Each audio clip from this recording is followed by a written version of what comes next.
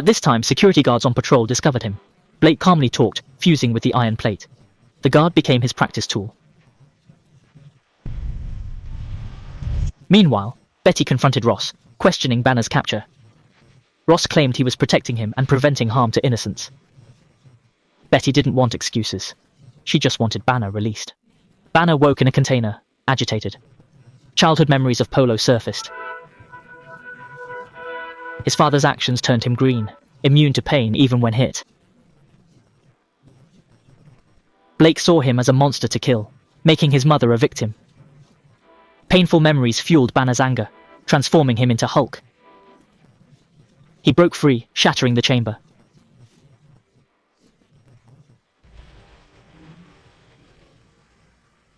Glenn's anesthetic spray failed. Hulk smashed through. Soldiers surrounded him with foam. Glenn, armed, tried to kill Hulk.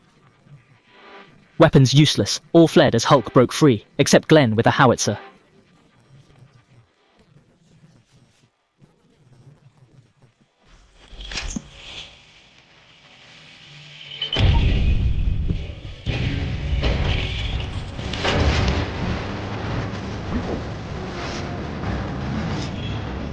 Hulk tossed tanks like toys, using them as shields against gunfire.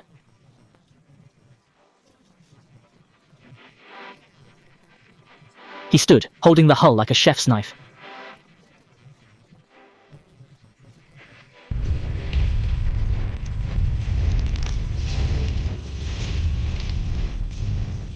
Hulk returned to the final tank and directly bent its cannon, aiming at the driver inside. He ran at full force through the desert, trying to evade military capture, only to leap powerfully and land in a small town several kilometers away.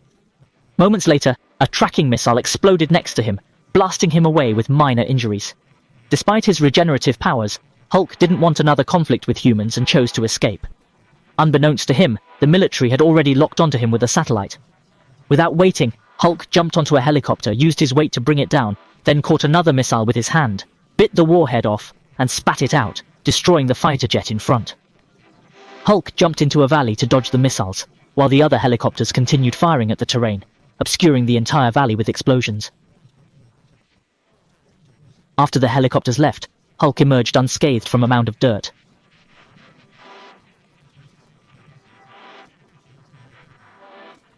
Then, he moved through the city's sewers just to see his girlfriend. This action caused the weakened Hulk to lose his green color, gradually reverting to Bruce Banner, and they hugged tightly as he was surrounded and captured by a group. Upon hearing this, his father, Black, requested to meet with Banner, hoping to cure him, but really intending to gain Hulk's powers. He bit a live cable, transforming into a chain of electric light, his terrifying ability being to convert any matter into energy. Hulk had just stood up and saw Black transformed into a stone man. The fierce battle between them began. Hulk grabbed him by the neck, which backfired, falling into Black's trap. Feeling his power rapidly draining, Hulk used all his might to hug his opponent and crash onto the stone ground. Black wanted to assimilate the boulder and merge with it, but Hulk quickly grabbed the stone and hurled it into the lake. But he underestimated the power of absorption.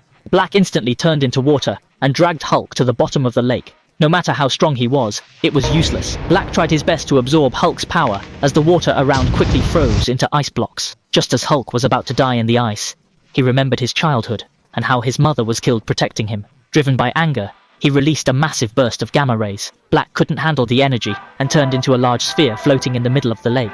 General Ross detected the unusual radiation and sent a helicopter to drop a flare. It was like setting fire to the kindling. The immense energy triggered immediately. Black evaporated into water vapor and vanished. Banner then reverted to his human form and sank to the bottom of the lake. Everyone thought he hadn't survived, but Banner was actually living secluded in the mountains, leading an ordinary life. Why did he become so powerful? It all began with The Incredible Hulk, released in 2008. His real name is Bruce Banner, a physicist. Just a few days prior, during a human experiment, the device accidentally emitted gamma rays causing a huge mutation. Whenever his heart rate accelerated, he would transform into a green monster. Not only did he wreck the lab, he also injured his girlfriend. Afterward, feeling immensely remorseful, his boss angrily reprimanded him, fired him, and drove him away. Jobless, Banner went to live in a slum, sharing a meager existence with a dog, his life limited to commuting to work.